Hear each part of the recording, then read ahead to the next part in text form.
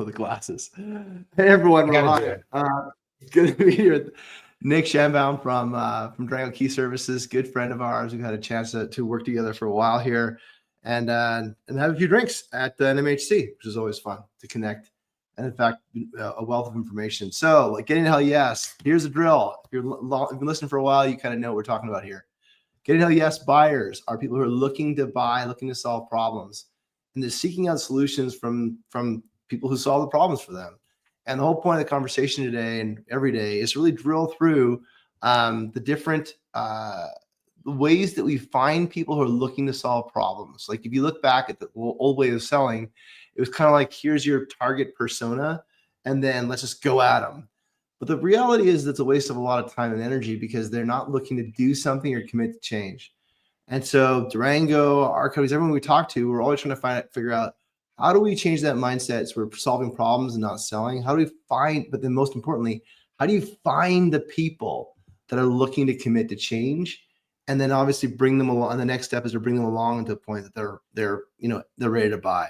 They've identified their problem, they're ready to buy. So Nick from Durango, reformed lawyer, recovering lawyer, however you want to frame it. I'm sure his parents are thrilled that he's starting up instead of working for a big partner firm right now. Yeah. And we can get into that a little bit. And ultimately, talking about hell yes. One couple things here. I'm going to be at RecCon. Are you going to RecCon at all, Nick? I'm not actually. Unfortunately, it sounds like it's gonna be a blast. It'll be fun. I'll be at RecCon next week, and then the week after that, I'll be at the BTR event in Nashville. So if you want to reach out to me to connect, shoot me a note on LinkedIn. I'm always looking to connect with people and share ideas. Nick, a little bit about yourself. Love to hear how you end up in this role. I'm sure there's a good story there. And then ultimately, what's the problem you solve for your customers at Durango? Sure. You know, you know me well enough to know that every story ends up being kind of a long one. But the short version of the story is from Dallas, been in Dallas my whole life, went to undergrad and law school in Austin, came back to Dallas. And I've been here more or less solving problems for companies. That's right. No, close. There it is. Yeah, Little horns. That's right. Horns. Solving problems for companies and people, kind of like the big brother of an organization as their in-house counsel since 2006. I did private practice at one of those big old firms for 2 years and then moved in-house as soon as I could because I like to solve problems for a company. I like to help people get stuff done. I don't like billing hours. I find that to be disingenuous to some extent, but hey, don't hate the player, hate the game. Found my way working with a great tax services company here in town, Ryan LLC, helped them grow, did everything from commercial agreements to international HR, super fun. And then my buddy was over working at a startup in Dallas called Park Hub, would be called PropTech today. At the time, it was called payments and mobility, but we did parking transactions and like parking management for venues and sporting arenas. So that went really well. We had a successful exit. I always say I've had 3 successful exits. One was for $100 million and the other 2 were for better opportunities. So this was the one that was for $100 million. The other 2 were fantastic, but one was Kairos Kairos water, just a game changer in the leak detection space. But they were based in Atlanta. I'm based in Dallas, and it is hard for me, who really wants to be involved and on site, to be traveling to Atlanta all the time. Found a company here in town that does tech-enabled roofing, and that was great. And I realized after some time, like, why don't I should probably just start my own thing instead of complaining about how I should be running the show. Why don't I just go run the show? And I had a buddy who I ended up meeting at gymnastics class, not mine, my daughter's. And we're sitting next to each other watching our kids do gymnastics. And what do you do? I own a multifamily portfolio here in town. I said, great. Do they have roofs? And he says, sometimes. And I said, great. And so we started working on some of his roofs. Next thing you know, he says, hey, that's fine. I have a different problem I need you to solve. And most multifamily owners need you to solve this. And that's when it comes to the make ready process, what is the make ready? It's the thing that happens between one renter leaving and another one moving in. It's a bunch of stuff that happens by a handful of vendors. And it's usually the same trades. but it's this whole circus managed by probably the busiest person in show business, which is the property manager. Yeah. And so they've got more than enough to do than track down, schedule, QA, observe, pay these vendors. They got to go get heads in beds paying rent. Yep. So that's where Durango comes in. How about we just do it all for you, and we'll charge you what you're paying your vendors right now, and we don't need you to do anything other than what you're already doing. You're already in there on your phone. Hold your phone up. I need you to see, if you see something, say something. That's going to inform your scope. We can take it from there and knock it out in 5 days. So we solve that problem. You And can't 5 rent a days, unit to somebody. Yeah, 5 days. like 5 days. Like Adrian Nilla and Ted Turner and Craig, I can't remember his last name. They were just on a podcast last week talking about like what it costs on average per day, right? So on average in the US, it's, do you have the number? No, but I have it in a slide that it's a $250 million a day problem. It's a problem, right? $60 a day, right? $60 a day. I can write that down. $60 a day. Put that down.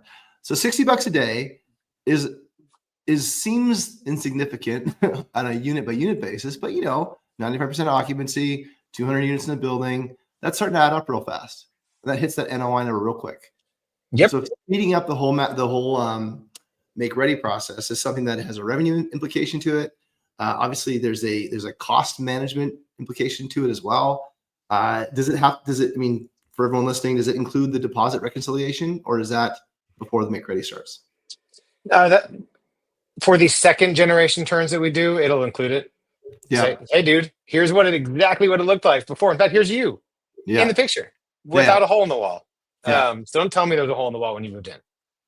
There's the in California now, the law is changing April 1st, where you have to have date stamped and date stamped images to reconcile with your before and after documentation on move outs. I mean, now granted, I know a pretty great platform that does exactly that, but are people going through with disposable cameras or something? Like, how do you even take a photo? Well, we're doing a marketing campaign. We're campaigning on it. You see what we do, right? I mean, now to have stuff that has specific compliance related documentation to support deposit reconciliation, it's gonna be a big shift for a lot of people that are using, because they're leaving that money on the table. It's crazy to me, the amount, because that's how busy these people are. They're too busy to collect money from people who have obviously caused these damages. Now, granted, if you're in C class or affordable workforce housing, what are you going to do about it? Are you really going to go track this person down for $200? Maybe you are. Well, I mean, I think from the it just, that whole exit process from a unit, there's a lot of money involved, right? There's the before the move out inspection, there's the make ready process, there's the repair, whatever R&R that you got to do. There's the time, and then the clock is ticking the whole time. Like it's literally like that 60 minutes, it's going, and it's $60 a day. The meter's just rolling, right? So, I mean, the next question it comes into is like, what do people do today? Well, it depends. I mean, they do a lot of things. Some of the biggest operators, they'll have this thing on lockdown. I mean, they're a machine. But here's the thing: this machine relies on people. So even the best operators, if let's say it's a 450 unit property, they're going to have 2, maybe 3 maintenance people on staff. They'll have 3 leasing people and on staff, and they've got enough to do. So let's say 2 of the maintenance guys get sick, one of them quits or something, and you got to get everybody else up to speed. You need to have a reliable backfill, but that's the people that have it actually operating really well. Or it's April and people are moving out because it's seasonal, and you got or student housing. So what are we going to do? We are going to, it's basically finding the bricks that you can build, hopefully a coherent system. We'll call it a wall. Durango just delivers the wall and says, here's the answer for all of the make readies, and we can deliver it to you right now. But for properties that don't really have it together, which is about 90% of all properties, by the way, everybody's doing their best. This is not the priority. Leasing and getting residents, this is a hard job. And there's a lot of turnover. So they're calling vendors that they already knew. They're pulling out their old Rolodex. They're calling painters that the property used to use, might not be around anymore. They've got to schedule them all too. because even if you have a cleaner, well, the cleaner can't come first. Yeah. If you have a resurfacing person, like you need to schedule the resurfacing and then give it time to cure. And again, Mr. or Mrs. Property Manager, you have enough to do, right? Mhm. Don't answer the question. I know you're too busy to. So it's a mess. And then I hate to say it because these are part of our ecosystem, these partner vendors, but man, they can't wait to throw an extra charge in there to say, Nick, you approved this door that needed to be installed because there wasn't a door, the door was broken before. And Yeah. this is when I realized we were solving a great problem because I got to look at my own photos to say, there wasn't a door that was broken here, dude. I didn't approve this. Yeah. And then you realize everybody maybe it's good faith mistakes, maybe it's not, but they got to have a record of these things or else everybody's going to be losing money and losing faith in each other. And so it's Yeah. just a trust but verify. Like, you believe me, this is your video about the unit. You told me to Yeah. do this. Yeah. And that's coming from the manager, right? Or the owner. Yes. Yeah. We're putting you got to put the power in the property manager's hands to tell me what to fix. Like, don't let the waiter choose what you're going to order at the restaurant. Guess what? You're getting a $90 steak Well, with that's ostriches. yeah. What wine bottle do you recommend? Oh, Right. The $40 one is nice, but man, have you tried this $120 bottle? That's what I would choose. Well, that's what the process is if you put the power in the vendor's hands. And yeah. guess what? He's sticking with that analogy. The property manager is like the teenager going to dinner with the kids with parents' credit card. That's what I should get?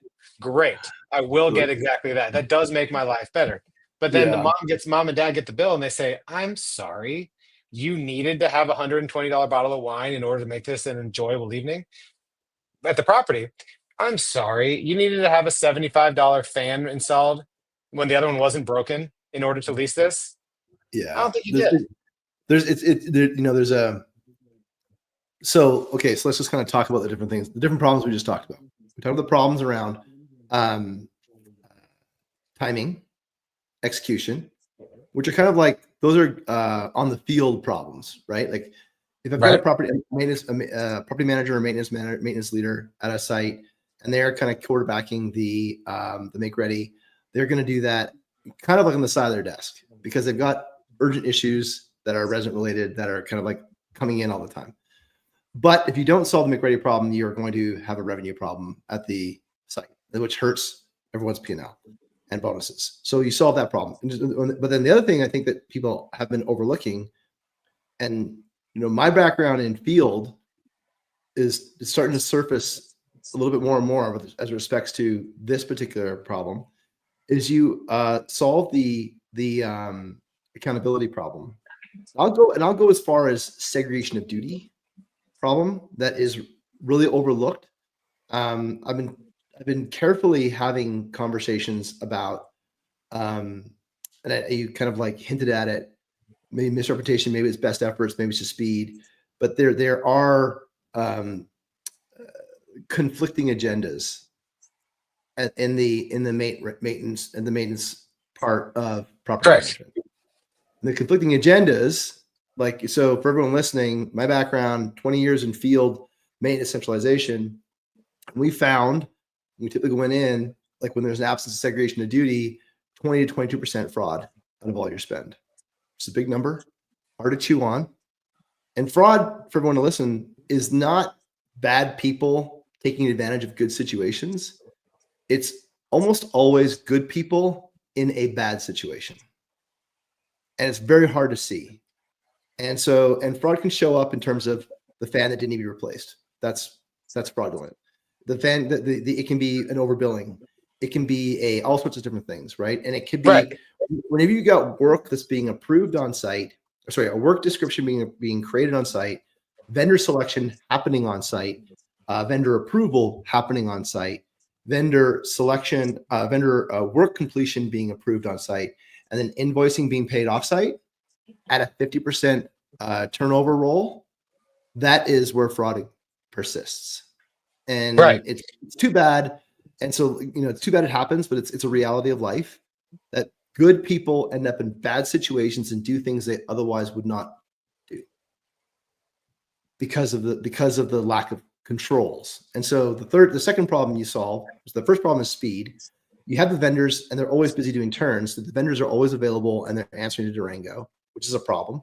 And the third part is you create a segregation of duty motion that begins to create a predictable cost for predictable, repeatable cost for make readies.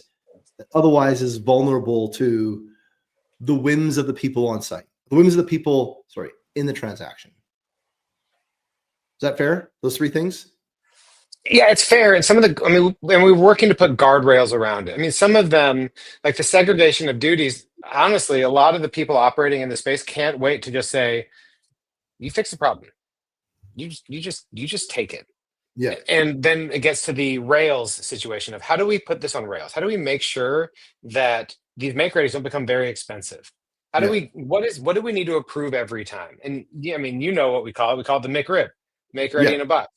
So for our McRibs, we by the way, spoiler alert, I'm a huge fan of McRibs. I think they are delicious, and I don't care that they're not really ribs. So it's fine.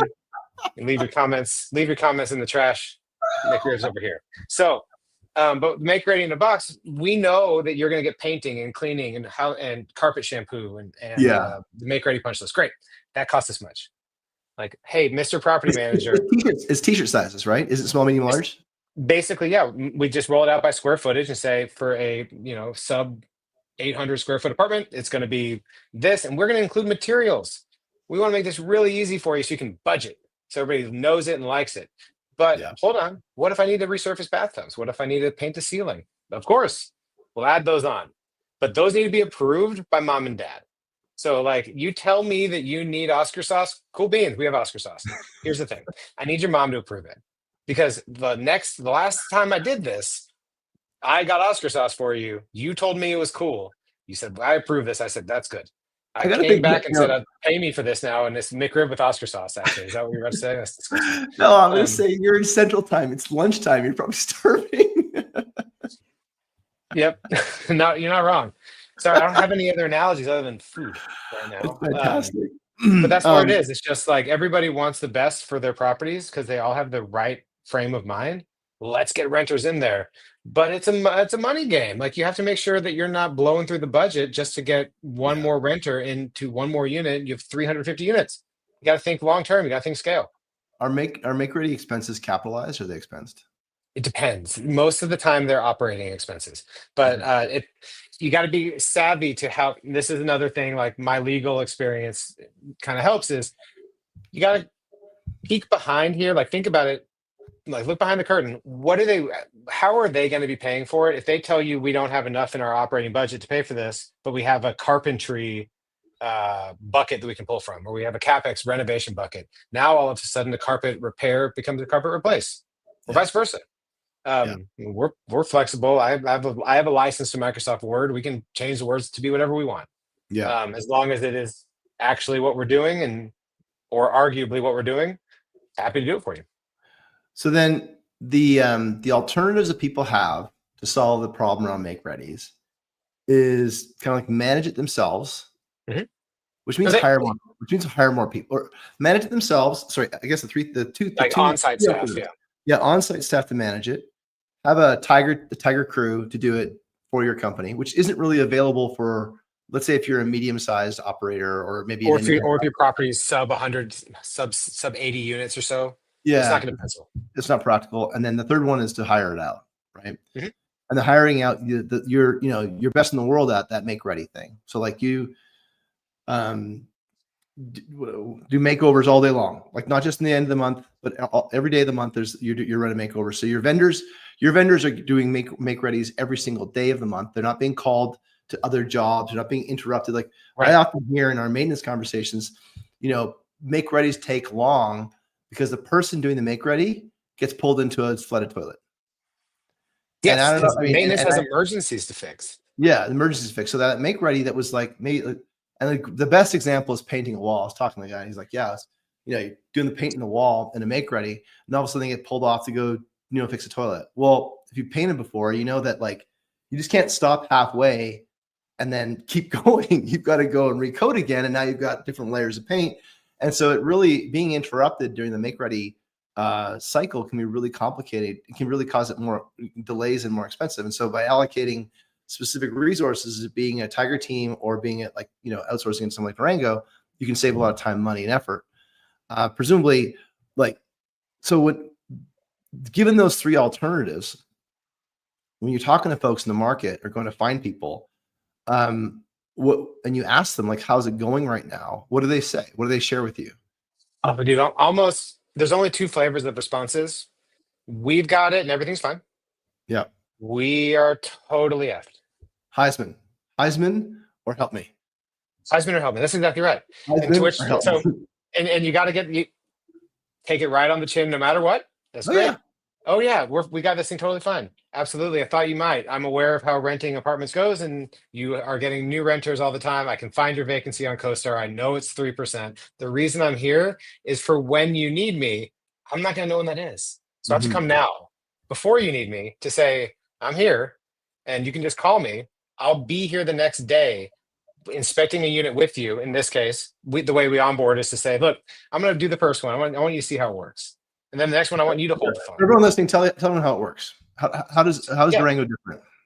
So the way that the Durango app works in partnership with Iris, of course, is we create a dialogue that speaks to a make ready, work that questionnaire into a video inspection app. And then that, no logins required. It is a web-based exercise. You click a URL, you tell them a little bit about yourself, what property, what unit I'm at, what's the floor plan, get a different questionnaire if it's a 3-2 or a 1-1. Great. And then all of a sudden you are recording, you're recording video, recording your voice, and going through these questions that say hey, does this unit smell like cat urine? Yeah. Because that's something that we need to know. Because if we need to do a pet treatment on the subfloor, the underlayment, or if you need to go tell the previous resident, you weren't supposed to have a cat here, dude. You got to pay the pet deposit. That's stuff that you can't uncover with just audio. You need to have a dialogue with the property manager as they're walking through. Everything is chaptered out. So you can just click through to the next chapter to say, okay, great. That's the living room or main living areas. Next, we're going to go to the kitchen. Question 3, kitchen. Open up all the cabinets and drawers and make sure to have the video facing the cabinets, facing the drawers. And then we can record everything that needs to be fixed in those cabinets and drawers. And why is that great? Have you ever gone through and opened 12 drawers and 15 cabinets and had to stop and record everything that was wrong with them? Probably not. And even if you're a property manager, probably not.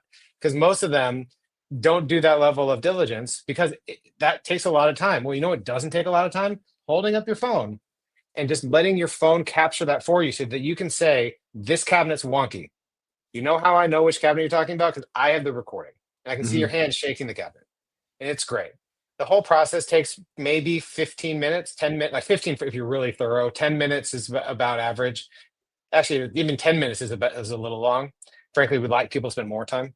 It take about 20 photos. They're automatically captured in a gallery, timestamp. So work in California. Yeah. And then everybody knows what has been scoped. And so questions that used to go like this, and I'm kind of going into a different tangent, but the old world used to say, have a property manager say, I need to resurface this bathtub. The head of property management or whoever, the regional will say, why? Prove it.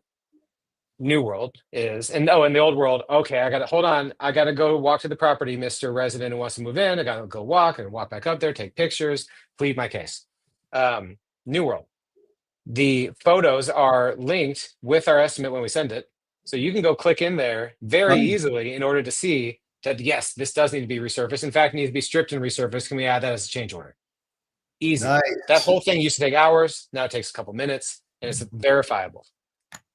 That's a interesting kind of, even for us from a feedback perspective, it's like that the owners, those that are approving, so what we talked about earlier, right? About some of the disingenuous approaches. They can see the ceiling fan and they can make if they want to object to the recommendation that you change the ceiling fan, or they can see that it's kind of whipping back and forth or whatever, they can see the evidence of it in motion, they can hear it, and they're able to kind of build trust with you that this is a recommendation that you're making, and here's why.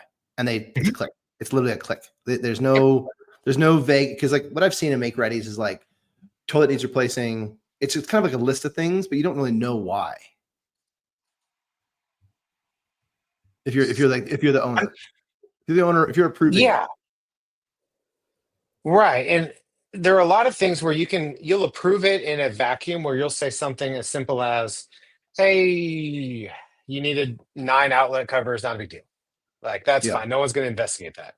But if you need new light fixtures every time, okay, I'm a little curious. Like, what was wrong with the light Yeah. fixture such that you need to order 30 light fixtures? They cost me 25 a pop. I'm starting to notice this, but there's never a broken light fixture in the trash. That's Yep. worth me looking into. The old kind of how mechanics got kind of like got slandered Yep. years ago. I mean, kind of, right? So, look, well, I'm not here to say who's right or who's wrong, but there is that antagonistic pull between these people that work together. The Yeah. property manager has a hard job. The asset manager also has a hard job, and the head of property management has a hard job. These are all hard jobs, and they've got this one thing that definitely happens every time: the apartment make ready. The pipes don't always burst. You don't always need new pavement. You don't always have to go run a marketing special for leasing, but you do always need to get a unit ready for a new resident.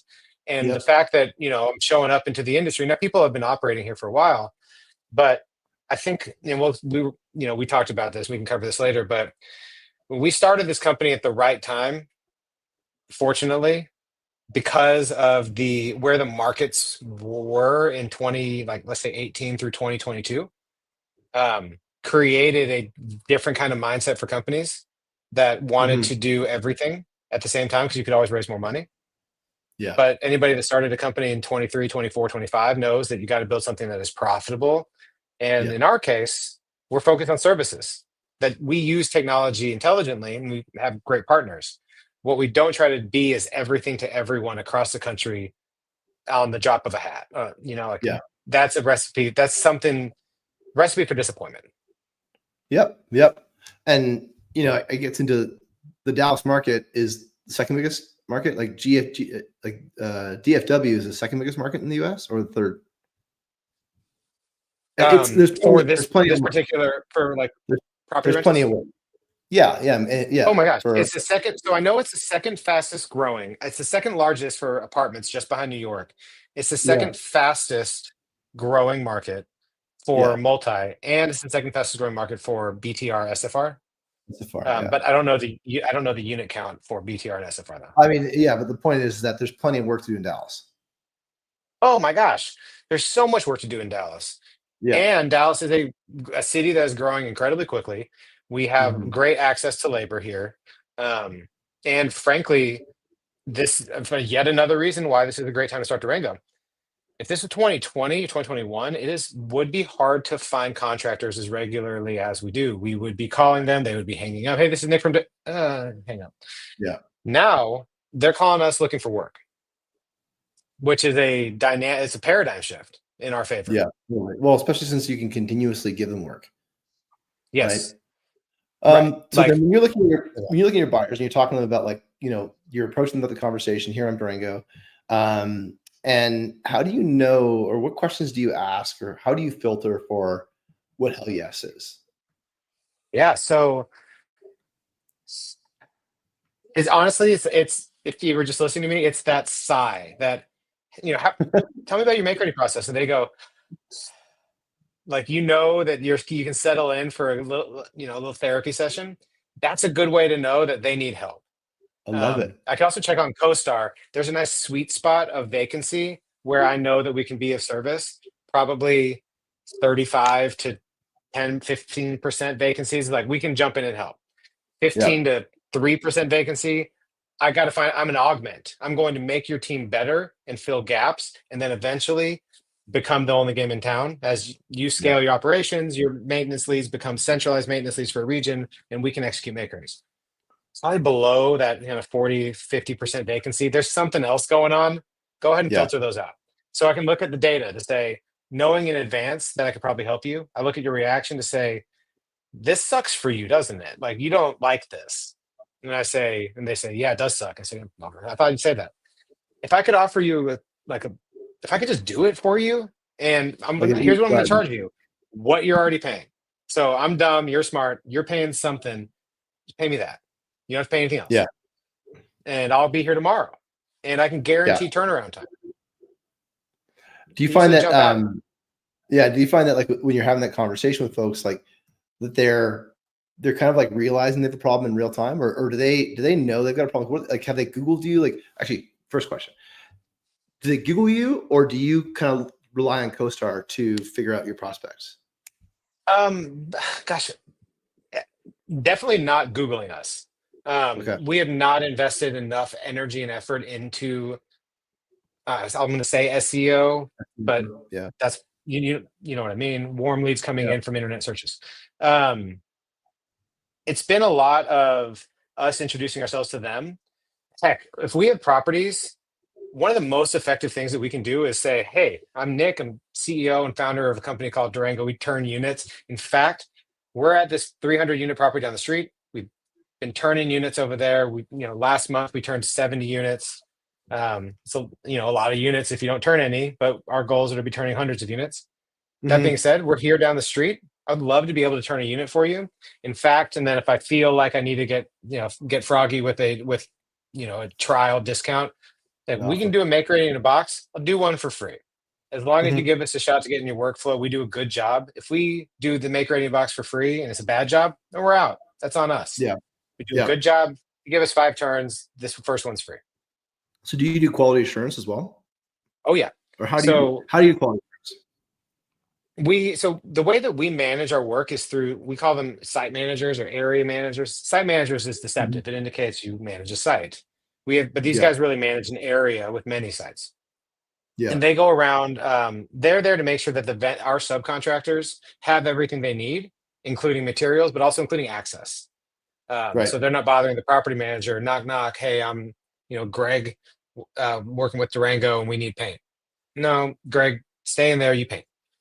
Um, and then when the job is done, they're letting us know that the job is done, and they're either taking photos in the app, Hmm. capturing their work, so that we have a record of them being done with it, Hmm. or the area manager is going through visually inspecting. Gotcha. That's the least scalable thing that we do. Hmm. The most where growth is most ratable, but that'll eventually level out. Yeah. But I would always rather over invest in quality assurance. Well, I mean, That's where you it's make what or you're break it. it's what you're selling, right? Because I mean, Mhm. otherwise, the quality is something that's suspect to your prospects, and quality and speed, and so they're going to solve those two problems. You can't solve one without the other. You can't be fast and crappy. You can't be Right. crappy and fast and slow, or fast and slow. No. So when they're going about it, like, and the decision that they're looking to make, I mean, is to choose a vendor, right? It isn't to do the make ready, because the make ready has a natural kind of like time wall to it when it comes to like there's the first of the month is the first of the month is the first of the month.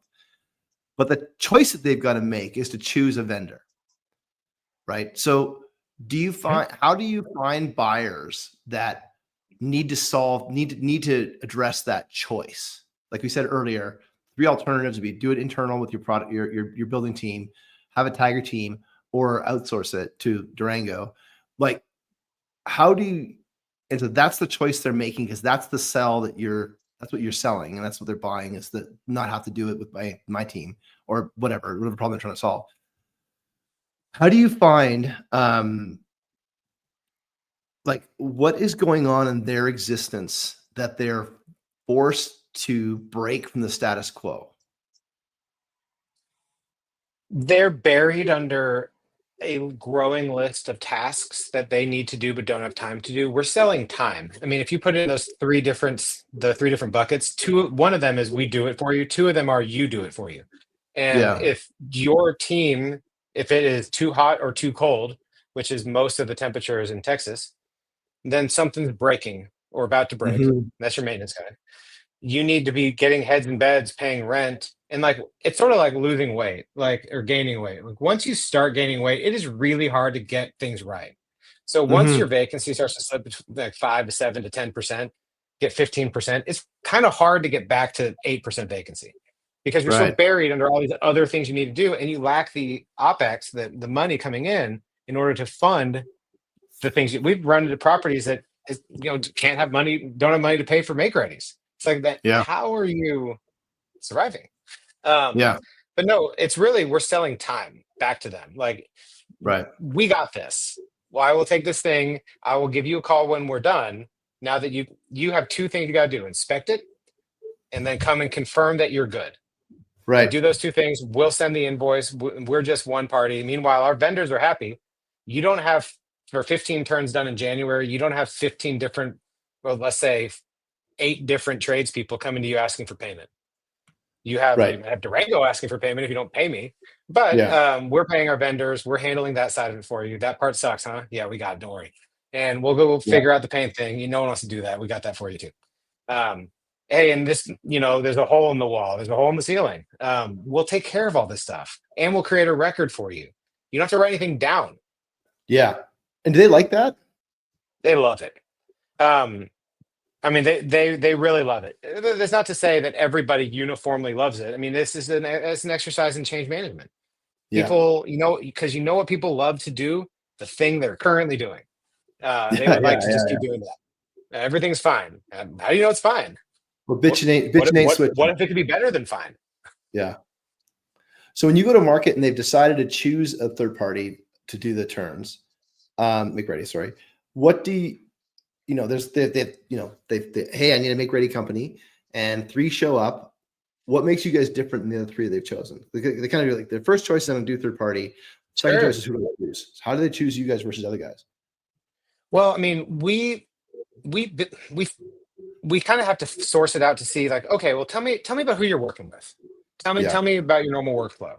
So the way, one thing I learned at the law firm, and I don't know if Glenn's listening, probably not, 'cause he's busy being a partner somewhere, but he would always say, you can get good fast or cheap, and you can pick two.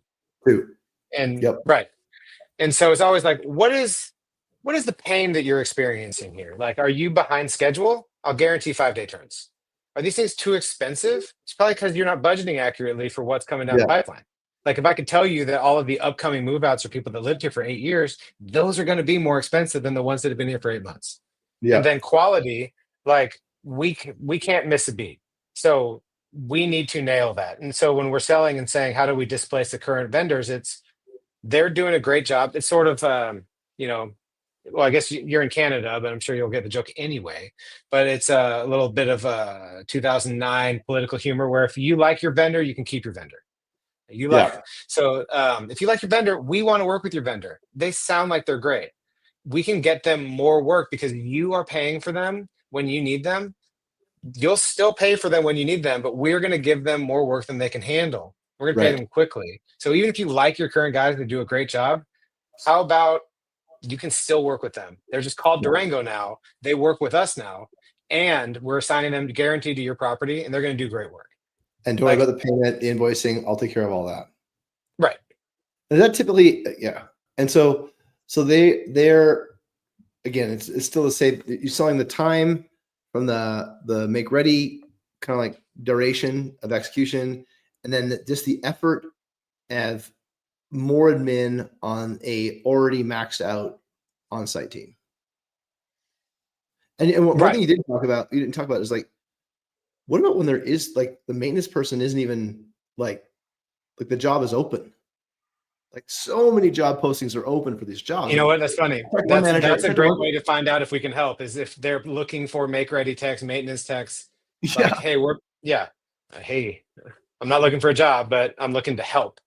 yeah, Honestly, that is something that we haven't yet. You and I have joked about it, and it's something that we're going to be looking into as far as like using that as a sales strategy. We just haven't done it yet. So Jamie, if you're watching this, that's something we're going to do. But it allows them to think like chutes and ladders. They just skip to the next level, because the next level of this thing, very Dom Beverage, right, is centralizing this. yeah, Is how are these properties going to be handling make readies when they've got, call it, 1,500 units across 6 properties in a 4-mile radius? Do you really need to have that? How many maintenance people do you really need on site? Mhm. Well, in the future, it's going to be fewer than the number that you have today. Guaranteed. It's not more. It's probably not the same. So how do we make sure that you get what you need, which is everything works, make ready done quick, people coming to rent units, things being advertised online, like these yeah, things are being taken off the table by centralization one at a time. yeah, And if we can just get the mindset to say, pull that job description down. yeah, Durango's got this for you. Yeah. Well, that's the whole like do with my own people, my on-site team, my Tiger team, or outsource it, right? Mhm. And do you find like when you take a look at that those numbers of all that effort and all that work and everything that's going on out there, like what like they're paying the same, the work is going to be faster, better, but there's still no's out there. What are they? What's the objections that you're getting? Well, it's like when I offer people a McRib sandwich and they say, I don't want this. I say, yes, you do. You have to Yeah, try it first. You don't know you don't want it yet. yeah, Um, no, but I mean, like I said, everybody believes that they're doing a great job because everybody's the hero in their own journey, which is it's interesting psychological experiment. But everybody believes that they're the hero on their own journey.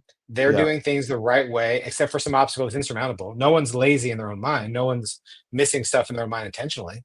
Hmm. So we have to remember that these people are actually trying their best. So the no's are mostly coming from folks that are like, I've got this, and I'm Nick.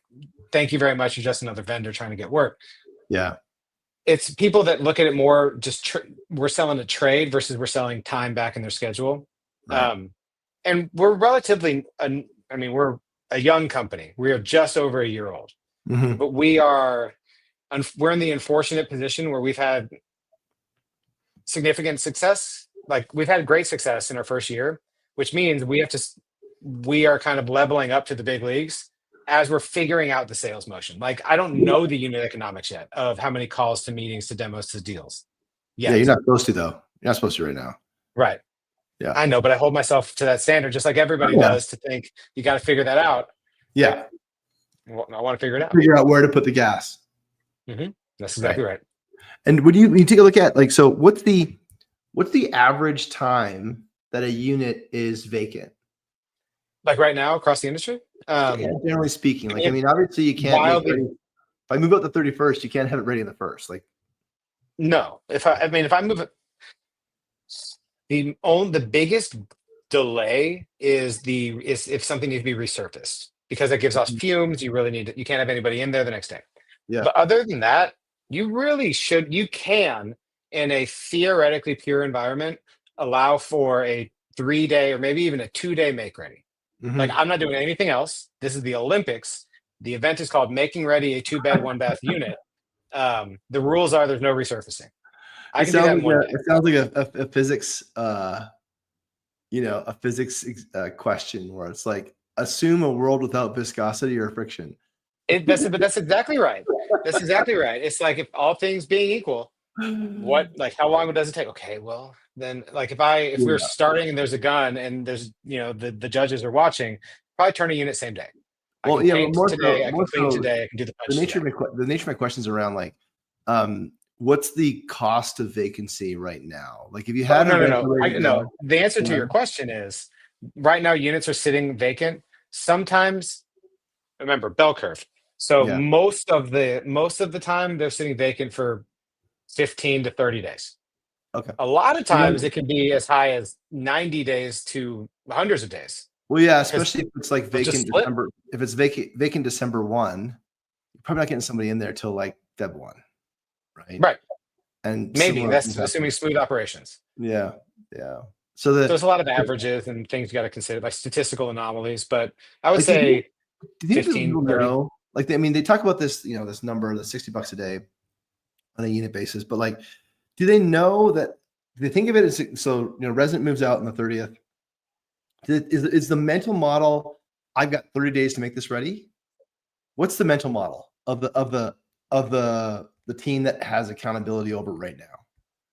Like, are they The mental thinking that they model get? I'm going to done in 5 days. it's on fire. Like they've got so much going on. What their training guide might say Yeah, is before the person moves out, you need to do a pre-walk, for right? sure. But that doesn't in my experience that doesn't happen all the time. No, it Um, doesn't, and it's poorly so everybody's documented. already on their back foot.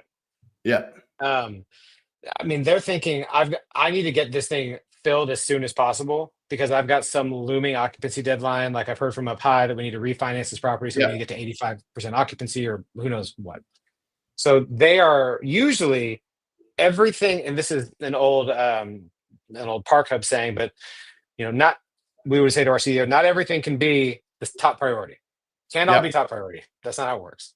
Yeah. But in this case, like everything, every unit is kind of top priority. So nothing is top priority. So everything is kind of trying to squeeze through the funnel at the same time. So, I mean, they know that they need to get it done in 15 days or 10 days. But they also are trying to get people in the units that are currently vacant ready right now. Meanwhile, Yeah. getting the units that are vacant not ready changed to vacant ready. So it's just a different exercise. I mean, I wish I could tell you what they were thinking. I mean, in a world where, I mean, it's kind of interesting. Like, it's funny how in a world of increasing rents, urgency becomes complicated. There's a bit of a paradox of choice because in a world of increasing rents, if I don't get to the make ready, I might be able to lease it for $50 more. Whereas now in a world of compressed or I'll say opportunistic rents. Yeah. I think it's incorrect to say that they're dropping, but they're opportunistic when you consider concessions, you consider all those things. So you do have to rent it today, right? You want to get that thing rented right away because that renter has more choices than it ever had before. And so if your supply is blocked because you can't get make ready done, then you are foregoing the renter that is going, it may very well go across the street. Right. And that renter that would have rented your unit that should have been available today. Yeah. He's gone. So that means the renter that's going to end up moving in next week, like that, you're getting one unit rented out of those two potential renters when you could have had 2 units rented out of those 2 potential renters. Totally. I mean, it's complicated. It's simple math, but can be a little bit complicated when you're thinking about time, duration, and money. It's not everyone's natural instinct to kind of think of things that way. But you kind of know it. You know it intuitively, but you don't maybe see how it all compounds as it rolls forward. And so it's helpful to explain that thing. And so when I don't know, we're all in this interesting spot right now where we're trying to educate the market and sell to the market at the same time, which can be a little bit complicated because we kind of get off on our own math around how we solve the problem. But really it comes down to like the simplicity around the message of I sell you time, we'll get that unit ready, take that pain off your shoulders, and let's go. Let her buck. Yeah. All I need, that's right. All I need is to make a reasonable margin on the job. As long as I'm doing that, I'll take everything off your plate, the whole thing. And because of the labor markets being what they are and our pricing being what it is, I will make my margin. I will be fine. And even if I can't, a couple of times here or there, if I need to eat something, great. Like this is a customer satisfaction business. I need to keep people happy with our work product and our deliverables. Our deliverables here are turned units that look great. There has to be something in your mind thinking about regular service as well, like regular maintenance. Like as an expansion of services?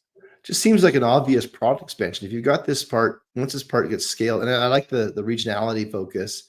If you start solving make readies in Dallas, I mean, it would seem to be, hey, I'm taking this headache off your shoulder. I don't want to put an idea in your head because I know it could catch fire. No.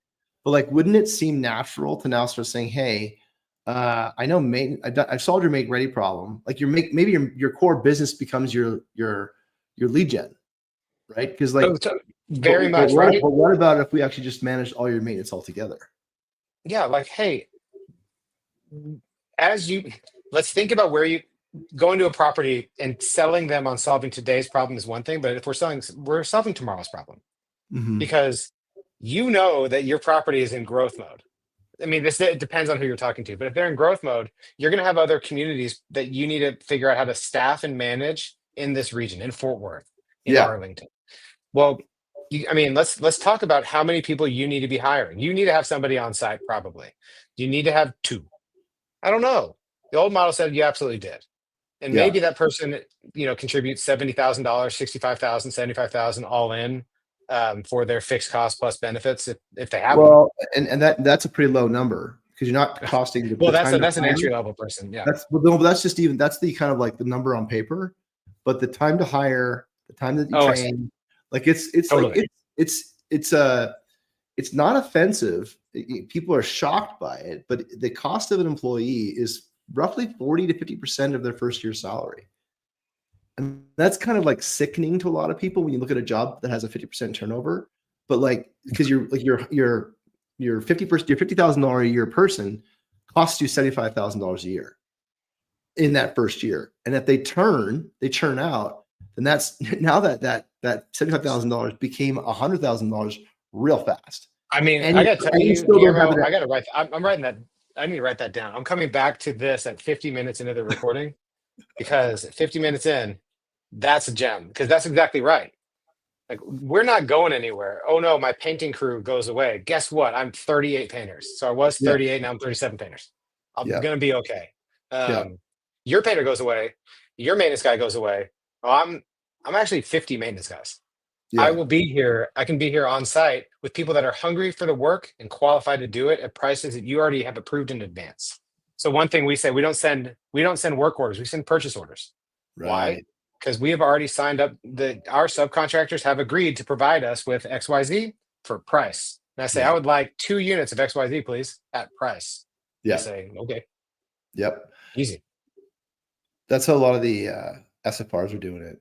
It's an MSA. It's an MSA with a negotiated price for a certain service, and that's it.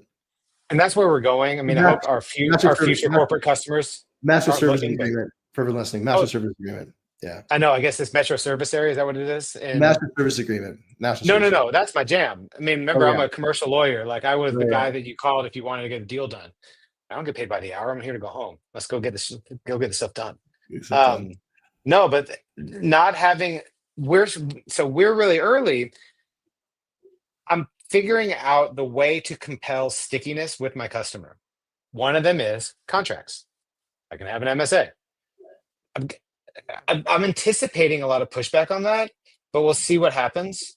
Another one is going to be pricing. Okay, if you stick with me and you give me this many of your this percent of your turns every year, I'm not going to get 100%. That's yeah, not going to happen. But if I can get 75% of your turns at this property every year, which is this many turns, I will give you this pricing accommodation on, let's say we have a partner that can offer you flooring at 70% of what market is. I'm going to give that to you.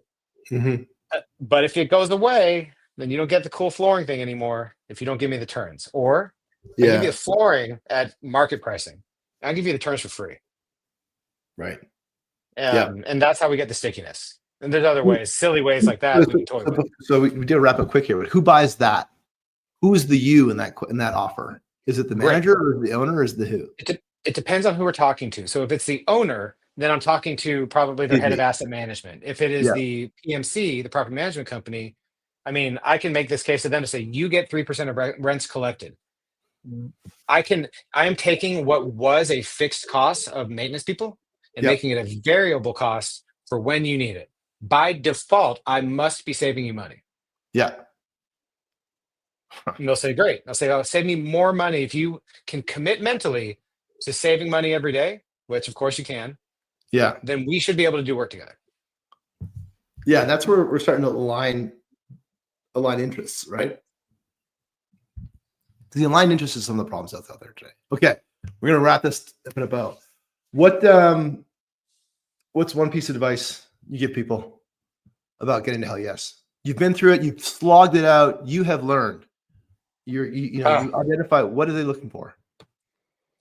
I mean, in order to get to hell yes, you if you don't hit a home run, you still need to be willing to step up to the plate and swing again. So in this case, getting to hell yes sometimes means hearing no for the first time and not shriveling.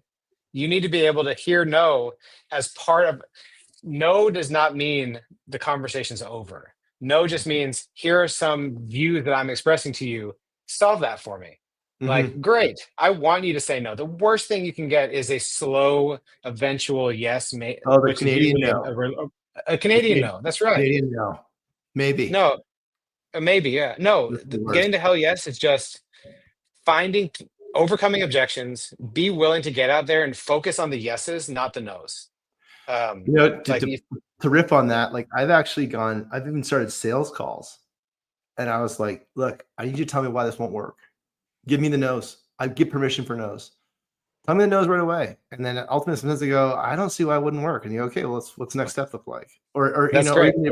even the approach saying, hey, if you're outbounding, I'm going to go get 100 no's today. That's my win. My win is 100 no's. And I've never met anybody who got 100 no's. I like that. I like that turn of phrase. It's an unachievable target. If you can't, because you learn after every single one. Like my favorite story, one of my stories to tell is like Walt Disney got 308 no's before he funded Disneyland, right? And I didn't know that. 308 banks said no before he funded Disneyland. And Walt Disney's perspective wasn't that he got 308 no's. He wasn't ready 308 times. Oh, I like that. Oh, That's right? good. Yeah. He goes, I had to get better 308 times before I was worth funding. I like that a lot. And the best part is, man, like we're selling something everybody needs. I'm not selling everybody a hat. Like I'm selling them water in a desert. Like you need this. I don't know what to tell you. You will die if you don't have make readies. Yeah. Who should we talk to next? I'm sorry? Who should we talk to next? Who should we talk to next? Who's on the show next? There's maybe either a friend in Denver working on True Home. Daniel's great guy. A guy Jose who was on the Make Ready, the multifamily. Jose. Was it Benitez Ramirez? But like with Brenna Wise, he was on the multifamily show that you were on. But he's building something really neat over there. Okay. Let's see. Yeah, I mean, there's a ton of. I mean, there's one person that I might introduce you to on the Irish side who could probably really use your help. I mean, I think that Wes Love with Agave, which is our construction renovation partner that we work with a lot, I think has a really interesting kind of approach where he built a renovation arm out of the investment and asset management side, like not out of maintenance. So it's like maintenance to renovations. No. Finance to renovations. Yeah. That's different. Okay. I like it. How can people get a hold of you? Nick at durangotks.com. Okay. Or LinkedIn. Durango DURANGOTKS. Turnkey services. Perfect. Thanks for listening today. Good closeout. Lots of good energy. Thank you, Nick, for everything. I thought that was an awesome show. Hope everyone else enjoyed it. Listen to us on Apple. Listen to us on Spotify. We're right at the hour. And comment, leave feedback. I'm at Redcon. I'm at BTR. We'll see you soon, Nick. I'm sure certainly soon. And thanks everyone for listening. We'll talk soon. All right. Thanks, everyone. Bye. See you, Gamera. See you, bud. Awesome show.